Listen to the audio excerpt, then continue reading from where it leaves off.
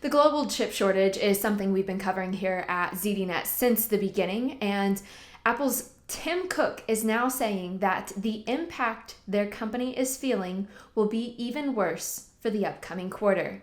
I'm Beth Motter here with ZDNet's Tiernan Ray. Tiernan, let's start off with just talking about the chip shortage in general and kind of giving a brief overview.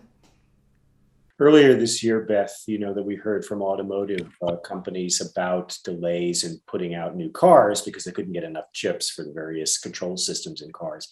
And it was the first realization that the global supply chains lack of production and lack of transport of chips to various markets was really affecting the production of end user goods.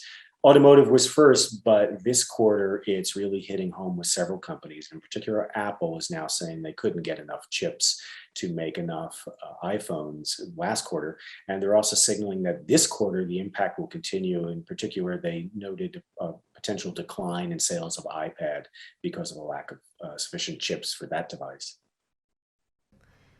And what are the revenue losses looking like for Apple specifically? Yeah, Apple's Tim Cook said on the call last night that the company foregoed about $6 billion worth of revenue, which on an $85 billion quarter is a meaningful amount of shortfall. Their sales came up below Wall Street's estimates. They're saying the impact will be even worse this quarter as they continue to struggle to get these parts. And in particular, Apple sources a couple different kinds of categories of chips. One are very, very advanced chips like the A series processor that runs your iPhone. Those are parts that Cook said they have no problem getting hold of course, because they are the one party consuming those chips and they have all kinds of money they can throw at their manufacturer, Taiwan Semiconductor Manufacturing, to ensure that they get adequate supply. The problem is all of the other chips, what are called legacy chips, which are made with older technology.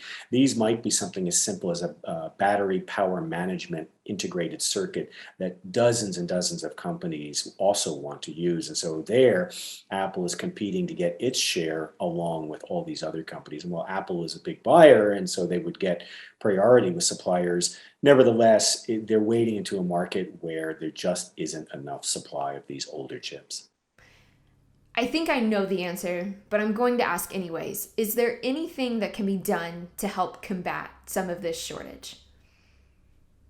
Interestingly enough, Beth, we're now in a phenomenon that's called matched sets. Intel spoke about this, AMD spoke about this week at Texas Instruments. If you imagine having a card game where you're looking for what is the card that's going to complete this hand, that's what PC makers like Dell and HP are doing now. They're actually going and saying, I've got all the processors I need from Intel.